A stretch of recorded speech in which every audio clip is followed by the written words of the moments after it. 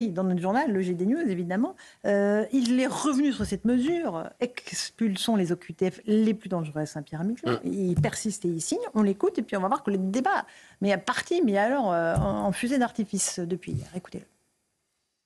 Pourquoi Saint-Pierre-et-Miquelon ? D'abord, la première chose, parce que ça va permettre d'avoir immédiatement un effet dissuasif. Qui est-ce que je veux cibler ? Je veux cibler les OQTF les plus dangereux.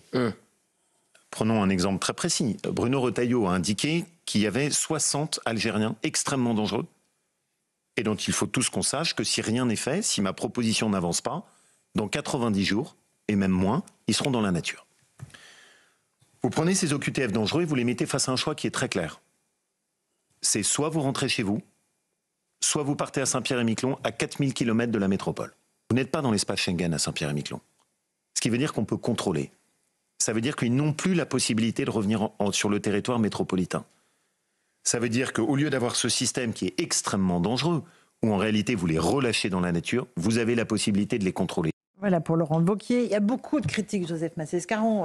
Jules Torres, allez-y, qui veut prendre la parole en premier ? Il y a Joseph, toi, voilà. Notamment une critique qui me met hors de moi, c'est d'entendre le mot bagne. Hein, on prononce ça. Personne n'a prononcé ce mot-là. Si vous êtes le premier à prononcer, Joseph. On l'a employé, voilà. Même sur ce plateau.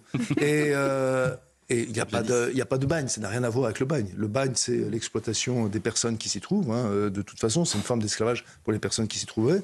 Et puis ensuite, la grande différence, qui vient d'être rappelée d'ailleurs par Laurent Wauquiez, c'est que dans un bagne, vous ne sortez pas d'un bagne. Alors que là, les personnes qui sont sous OQTF ont la possibilité de rentrer chez eux. C'est la différence. Ça serait un CRA, un centre de rétention. Mais la différence, elle est fondamentale.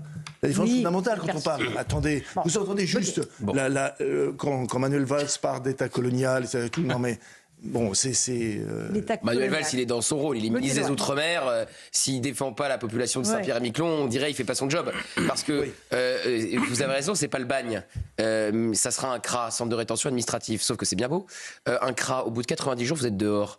Donc moi, je pense aux 6000 habitants de Saint-Pierre-et-Miquelon. On leur dit, on va vous envoyer les OQTF les plus dangereux, potentiels, ceux qui ont peut-être déjà violé, tué, vraiment les plus dangereux. Mais vous aurez pas échappé que Gauthier, on va vous les mettre à Saint-Pierre-et-Miquelon.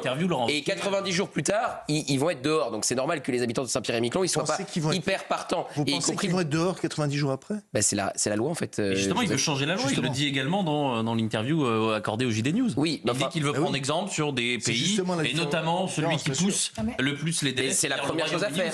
C'est la première chose à faire parce qu'aujourd'hui, si vous envoyez des OQTF à Saint-Pierre-et-Miquelon, 90 jours après, ils sont dehors. Et il dit également dans l'interview que quand on proposera justement à ces OQTF, parce que évidemment nos collègues lui ont posé la question, pourquoi Saint-Pierre-et-Miquelon ? Parce qu'il y a 146 jours de neige et de pluie, qu'il fait 5 degrés en moyenne. Alors le député de Saint-Pierre-et-Miquelon dit que c'est faux. Et que je l'ai eu hier. Voilà, mais Météo France dit l'inverse alors. Mais donc on voit bien qu'il va y avoir un problème entre le profil des personnes qui sont aujourd'hui frappées d'OQTF. La majorité des OQTF proviennent de pays du Maghreb, proviennent d'Afrique subsaharienne. Et donc, l'idée d'aller à l'autre bout du globe, à 5000 km de là, dans un territoire où il fait 5 degrés, où il y a 146 jours de pluie et de neige par an, je pense, et en tout cas c'est ce que Laurent Wauquiez propose, nous dit, c'est que, à mon avis, il n'y aura pas beaucoup d'OQTF qui décideront d'y aller. Parce que ce qu'il faut rappeler, c'est que l'obligation de quitter le territoire français, c'est une invitation.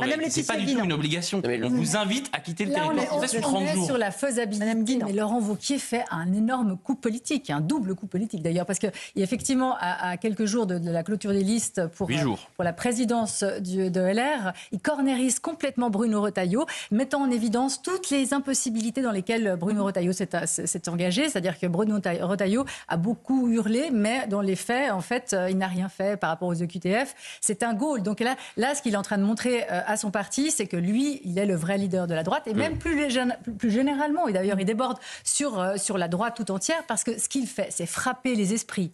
Et il fait du Trump en ce sens-là, mais un Trump qui marche aussi, parce que les gens en ont tellement marre de l'impuissance des politiques, que là, évidemment, il y a le terme bagne, parce que en fait, d'ailleurs, ça résonne aussi avec l'impuissance des politiques. Voilà, l'impuissance des politiques par rapport mais par rapport aux grands trafiquants de drogue, aux narcotrafiquants, etc. Et donc là, Laurent Wauquiez fait un grand coup pour dire, voilà, quand on veut, on peut. Alors, et ça fonctionne très bien dans son électorat. Nicolas Pouvron-Monti, directeur de l'Observatoire de l'immigration et de la démographie, il a une analyse sur ça et il en revient aussi à ce que je dis, c'est que personne ne veut des prisons à côté de chez soi, personne ne veut de CRA à côté de chez soi, personne ne veut de salle de shoot à côté de chez soi, personne ne veut jamais les éléments perturbateurs à côté de chez soi.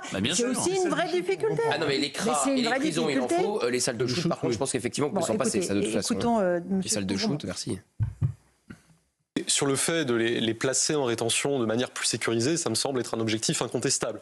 Aujourd'hui, on a un enjeu tant de nombre de places dans les centres de rétention administrative, 140 000 OQTF par an, 2000 places dans les CRA, et on a un enjeu de sécurisation. C'est-à-dire que clairement, les centres de rétention, pour les plus anciens d'entre eux, ont été construits pour ne pas ressembler à des prisons. Or, le public qu'on accueille aujourd'hui dans les centres de rétention, il est à 90% composé d'étrangers en situation irrégulière qui représentent une menace pour l'ordre public ou qui ont fait l'objet d'une condamnation pénale récente. Donc sur l'objectif de fond, on peut tout à fait s'entendre. Sur le fait de construire ce centre à Saint-Pierre-et-Miquelon, j'entends le symbole et qui consiste à éloigner autant que possible ces profils dangereux de la population générale. Il me semble néanmoins qu'on a déjà un potentiel pour construire des centres de rétention en métropole. Simplement, il faut que l'État se donne à la fois la volonté et les moyens budgétaires pour le faire. Voilà, pas faux. Alors, Gauthier. Ce que m'a fait penser la déclaration de Laurent Wauquiez, déjà, première critique qui poursuit Laurent Wauquiez depuis des années, c'est il ne parle pas assez, il a été trop en retrait dans sa région. Là, il a réussi son coup. Il est sur toutes les chaînes de France et de Navarre, on ne parle que de lui. Donc, d'un point de vue pur du buzz politique, c'est réussi. On lui faisait ce reproche, vous êtes trop en retrait sur tel ou tel sujet, on vous a pas entendu au moment des émeutes, on vous a pas entendu au moment de la réforme des retraites. Là, on l'entend et on l'entend fort. Premier point. Deuxième point, Laetitia disait Trump, moi ça m'a rappelé la fin de la campagne d'Éric Zemmour. Éric Zemmour, à la fin de sa campagne, il sent qu'il y a un léger trou d'air et il propose le ministère de la remigration. Sauf qu'il y a une grande différence. Éric Zemmour, il était candidat à la présidentielle devant l'ensemble du corps électoral. Laurent Wauquiez, il n'est pas encore candidat à la présidentielle. Il est candidat à la présidence des Républicains. Et on sait bien qu'il y a souvent une prime à la radicalité à gauche comme à droite face aux électeurs. On a préféré Benoît Hamon à Manuel Valls, on a préféré François Fillon à Alain Juppé. Et il fait cela, comme le disait Laetitia, dans une période compliquée pour Bruno Retailleau, où on le sent en retrait sur la question de l'Algérie, après la visite de Jean-Noël Barrot, qui s'est couché face à M. Tebboune, le communiqué commun Macron-Tebboune, la reprise... On ne sait pas s'il s'est couché, il est en train de négocier. Incliné, du moins. Ah bon ? Il est en train de négocier. On va donner aux Algériens 250 000 visas. Retour à la normale des visas. 250 000 par an. Vous pensez qu'on va avoir 250 000 laissez-passer consulaires en échange pour faire réaliser les obligations de quitter le territoire français ? Donc évidemment que Bruno Retailleau n'est pas écouté dans sa volonté de dureté avec M. Tebboune, alors que la mollesse, elle, a le vent en poupe. Gauthier Lebret et Jules Torres, ce à quoi faisait allusion Gauthier, c'était ça. Précision au très bon exposé de Gauthier Lebret, on est à 8 jours de la fin des adhésions aux Républicains. On sait que ça va se jouer dans un minuscule corps électoral. Il y aura entre 40 000, 50 000, 60 000 personnes, c'est-à-dire c'est rien. Et donc Laurent Wauquiez, avec cette proposition choc et avec une communication réussie, eh bien peut-être qu'il va faire 1000, 2000 cartes, 2000 adhérents qui vont voter pour lui. Et je peux vous dire qu'on pourra se donner rendez-vous le 18 mai prochain, au lendemain du premier tour.